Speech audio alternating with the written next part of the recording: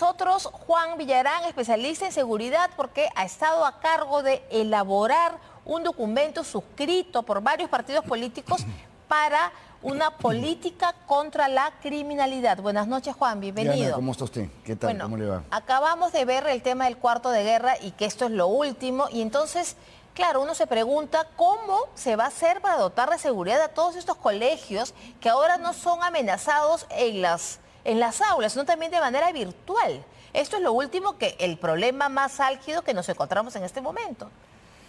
Bueno, ese ya es un problema particular gravísimo el que está ocurriendo, pero unido a muchísimos otros. O sea, el tema de los escolares ya no pueden no solamente hacer clases presenciales, sino ni siquiera digitales, ya es pues una cosa de locos, ¿no? Estamos viviendo ya, ya no sé, es la ley de la selva, realmente, ¿no? Entonces, sí, efectivamente, como usted decía, nosotros hemos estado trabajando cerca de 2 meses, varios partidos políticos que hemos llegado a lo que difícilmente se llega en este país, que son consensos. Sí, a mí me escogieron los partidos políticos para que yo pudiera hacer la presentación, el compendio de lo que se hizo, bueno, pero yo he ido en representación del Partido Popular Cristiano, ¿no? Entonces, lo que hemos hecho es puesto nuestras posturas, visto las discrepancias y ver los puntos comunes para llegar a un documento que no es perfecto, porque todo es perfectible, pero es lo más cercano a lo que se podría hacer en el país para salir de esta situación. Eso de los colegios es un punto. Hay 100 cosas que están ocurriendo acá que son gravísimas. Hay que decir que ese documento es firmado por los partidos políticos, el Partido Popular Cristiano, Avanza País, Partido Aprista, Fuerza Moderna y Unidad y Paz. Son 5 partidos políticos que han suscrito ese documento, que entre los puntos está el Comando Unificado contra el Crimen. ¿Esto a qué se refiere? ¿Viene a ser una especie de CONASEC? No, es precisamente lo que queremos voltear. Además, también se ha adherido Fuerza Popular. Ellos respaldan el documento, no lo han suscrito por un par de cosas que se tendrían que ver, pero también están en el trabajo ¿no? Entonces, no, es precisamente al revés. La Ley del Sistema Nacional de Seguridad Ciudadana, la 17933, se hizo el año 2003. Han pasado 21 años. El CONASEC. El CONASEC, eso. Es la Ley del Sistema Nacional de Seguridad Ciudadana. Se hizo... Ahora díganme usted, en 23 años, no, en 21 años, perdón, ¿la seguridad ha mejorado o empeorado? ¿Cómo estamos ahora respecto a hace 20 años? Mucho peor. Entonces, esa es la madre del cordero, de todos los problemas que están ocurriendo en seguridad, porque es el ente normativo, el que da las normas, el que dispone cómo se hacen las cosas. ¿Qué es lo que pasó con esta ley? Se hizo en un sistema donde participaban más de 50, 60, 70 instituciones. Todos hablaban, era una torre de Babel, nadie hacía caso hasta el día de hoy.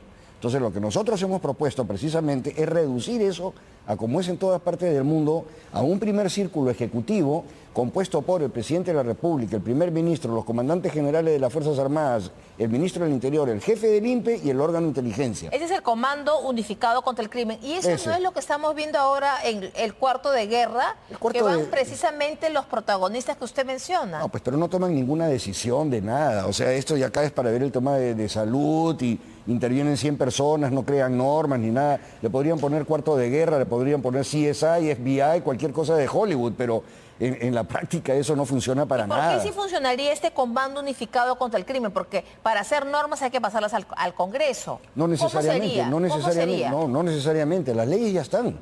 Lo que hay que hacer son pequeñas modificaciones y liderazgo. Y la opinión de los especialistas que se convierta en una decisión ejecutiva. No como estas cosas, por ejemplo, estado de emergencia, salgan las Fuerzas Armadas. ¿Salgan las Fuerzas Armadas para qué? Los tienen parados en las esquinas, sin inteligencia ni nada. Eso es lo que producen estos cuartos de guerra. ¿Por qué? Porque hay 50 personas que no tienen absolutamente nada que ver con el tema específico de la seguridad. En el año 99, en el año 2000, que yo estuve a cargo de estas cosas, en este comando conjunto que sí funcionaba, las decisiones eran ejecutivas y iban acompañadas en un siguiente círculo por las fuerzas que acompañan, llámese la Fiscalía de la Nación, el Poder Legislativo y el Poder Judicial. Se les llamaba, si le quiere llamar cuarto de guerra, pues son títulos rimbombantes que solamente son títulos que no sirven para nada en la práctica. Entonces, lo que se necesita es un círculo que sí sea ejecutivo, normativo y regulador de la seguridad en el Perú. Eso se acompaña a solicitud del primer círculo, con estas personas que acompañen con legislación, que empujen todos el coche hacia una misma dirección, no como ahora que se pelean entre las instituciones. Hay un enfrentamiento, pues, Ministerio Público, Policía. En este comando unificado contra el crimen, ¿estaría el Ministerio Público y el Poder Judicial? No, no estarían. No, ellos son órganos de acompañamiento. Ellos no son los que toman las decisiones operativas, estratégicas y tácticas de la seguridad. Eso lo propone la gente que realmente tiene que ver con eso, que son las Fuerzas Armadas, la Policía Nacional y el Poder Ejecutivo, que es el poder que ha sido elegido por el pueblo para representarlo ejecutivamente. Después vienen los órganos que acompañan. Ahora, hay otro punto en este documento que es la construcción de un mega penal para 20.000 internos. ¿Y esto en qué plazo? ¿Con qué recursos? ¿Dónde? Porque, claro, se habla mucho de que necesitamos un penal. De hecho, nos decía hace poco, Carlos Álvarez decía que él construiría un penal como el de Salvador, como el del Salvador, como Bukele, ¿no? Entonces, claro, ¿a qué se apunta con este penal? No, nosotros no hemos propuesto eso. Nosotros hemos propuesto un paquete dentro del cual está el megapenal. Pero antes que el megapenal, que demora 2 años en el Perú hacerse, lo que nosotros son soluciones hoy día, no dentro de 2 años. Entonces lo que nosotros proponemos es, primero que nada, que sean pabellones nuevos de gran capacidad en penales existentes. ¿Y eso cuánto demoraría? ¿Meses? 3 meses.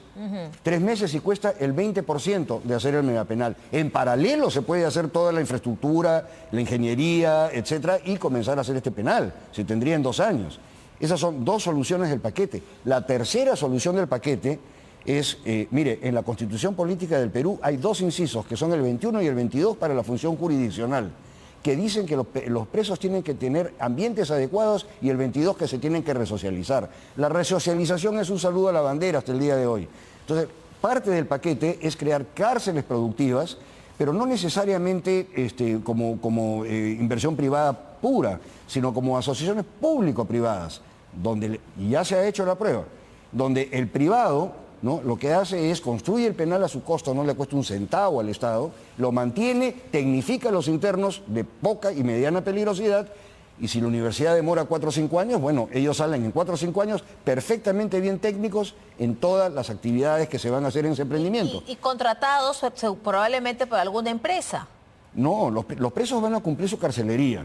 Hoy en día reciben una propina cuando hacen algunos tipos de trabajos. Recibirían, pues no sé, una cantidad mucho mejor para ellos y para sus familias, ya por el trabajo que realizan, digamos el 30, 40% de un sueldo mínimo vital, que es más de lo que reciben ahora.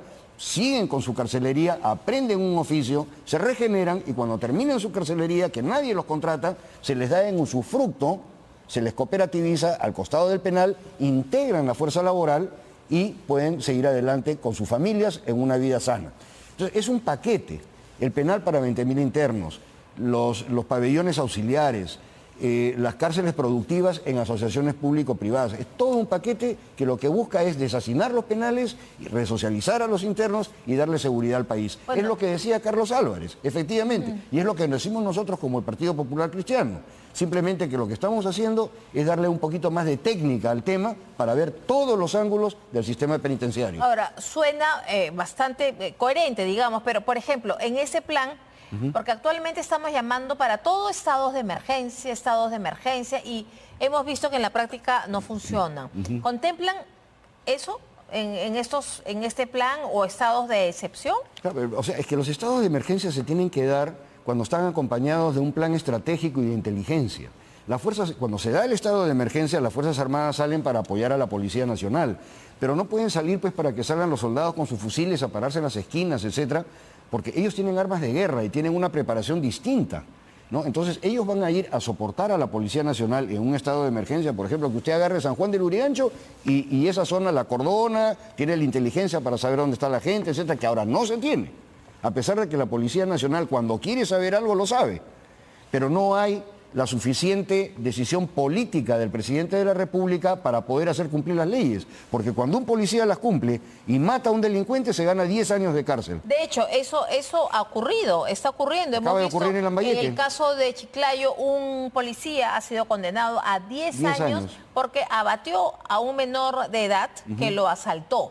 ¿Sí? Y ahora resulta que ese policía tiene una condena de 10 años. ¿Cómo se va a incentivar a los buenos policías si ven esto? Mire, Un arma de fuego, una bala mata empuñada por un menor de 16 años que por un mayor de 18. Eso no tiene absolutamente nada que ver. Es el enfrentamiento, la defensa de la vida del policía o del policía defendiendo a un ciudadano. Entonces, existe una ley orgánica de la Policía Nacional que tiene reglamentos para el uso adecuado de las armas de fuego.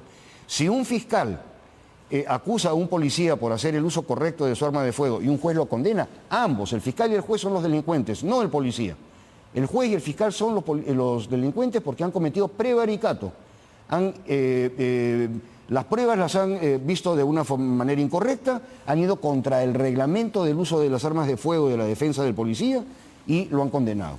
Entonces, pero digamos, se necesita liderazgo en ese país, lo que yo le decía antes, cambiar la ley para crear este círculo que acompaña al Ejecutivo. El presidente del Poder Judicial, la fiscal de la Nación deberían de tomar inmediata acción sobre esos fiscales y sobre esos jueces que han prevaricado, que han cometido un ilícito penal al condenar a un servidor público que ha hecho defensa de su vida abatiendo a un delincuente. Se entiende que este documento va a ser asumido por los partidos políticos que participan en las elecciones, pero ¿se lo van a entregar a la Presidenta de la República Sí, estas claro propuestas? Por supuesto, está dirigido a la Presidenta de la República, al Presidente del Poder Judicial, al Presidente del Congreso, a la Fiscal de la Nación, a los comandantes generales de las Fuerzas Armadas, todos lo van a recibir. Son 11 páginas, es un documento bastante completo porque también incluye la reestructuración de la Policía Nacional para prestar un mejor servicio de prevención y patrullaje a las comunidades donde realmente se necesita, ¿no? Y obviamente la reforma carcelaria, la reforma completa del sistema de justicia y de administración de justicia, está todo completo, incluyendo en todos estos aspectos la solución a un problema inédito del Perú. ¿Y cuál es este problema inédito? Que estamos viviendo una economía informal que está fracturando el país. Son 14.000 millones de dólares entre el narcotráfico y el oro ilegal. Ahora, esa economía ilegal va a estar presente, no me cabe la menor duda, en la campaña electoral. Sí, claro. Porque ya está, ya se infiltró en la política peruana. ¿Cómo evalúa usted, en su calidad de especialista, que será esta campaña desde el punto de vista de la seguridad? Desde el punto de vista de la seguridad física para los demás candidatos. De la seguridad en general, de la seguridad ciudadana y la seguridad física, por supuesto. Bueno, va a ser terrible, cada quien va a tener que cuidarse lo mejor que pueda, ¿no? El dinero ilegal tratará de suprimir a ciertos candidatos políticos, como ya se está perfilando cómo va a ser el tema, aquellos que puedan cambiar. Le doy un ejemplo clarísimo.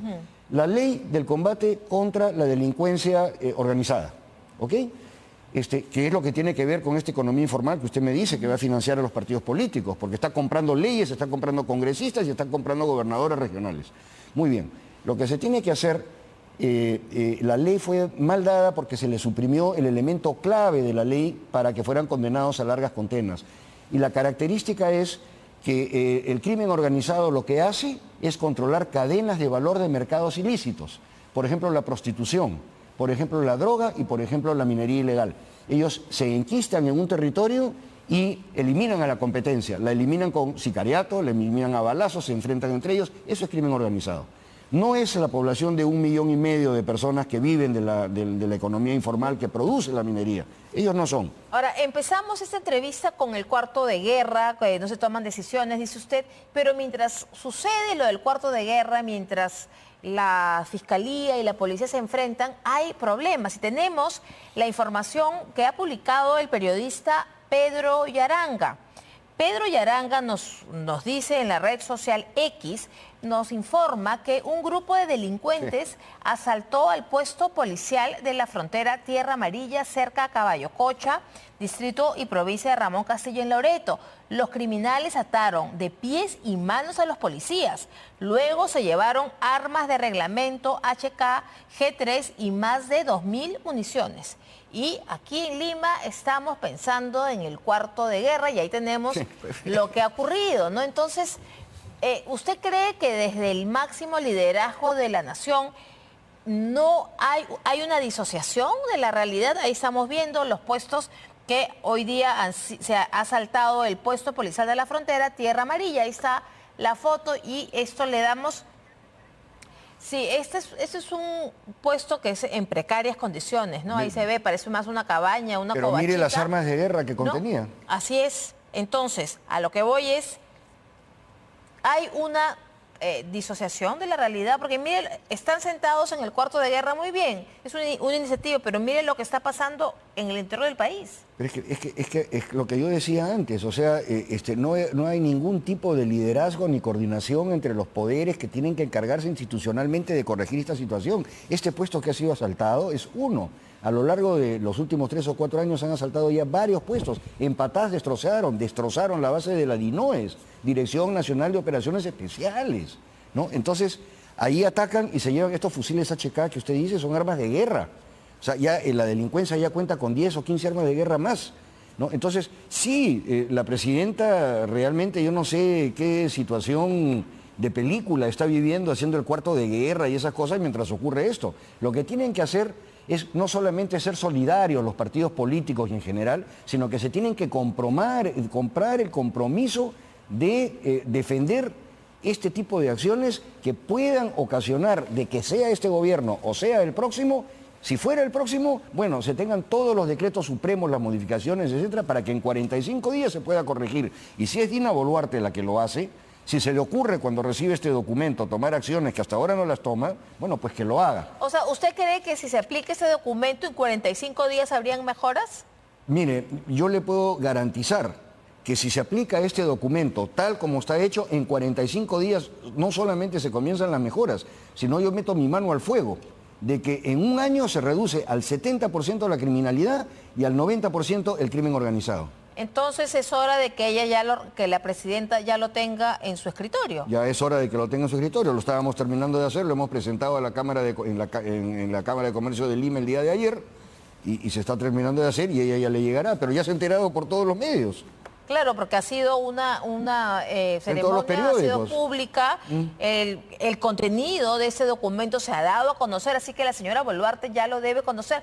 ¿Va a haber alguna ceremonia? ¿Ustedes van a ir? No, bueno. ¿O se lo van a poner en meses partes? ¿Cómo va a ser? Bueno, se verá cómo se saca la cita. Porque algo tan importante, si usted dice que en 45 días se mejoraría, tendría que haber estado ya ayer en el escritorio de la presidenta. Bueno, que le llegue y que tome las acciones. Ahora, que las tome o no las tome y que haga caso al documento es otra cosa. Pero ¿no? por lo menos quien asuma la presidencia en el próximo año debería tener esto y ya ir por con supuesto, los decretos listos. Por supuesto. Diana, ¿dónde ha visto usted? No estamos hablando de alianzas, pero para que 6 partidos políticos se hayan puesto de acuerdo con sus técnicos en base a experiencias nacionales y extranjeras, etcétera, y hayan perfilado un documento en conjunto, ya creo que es un gran avance. O sea, digamos, nos hemos podido poner de acuerdo en qué hacer y hacerlo lo mejor posible. Mucho mejor de lo que se ha venido haciendo hasta ahora. Bueno, ya es bastante el consenso. Yo Eso ya sí, claro. Es digno de saludar. Muchísimas gracias, Juan Villarán, por su presencia al final del día. Hacemos una muy breve pausa y volvemos.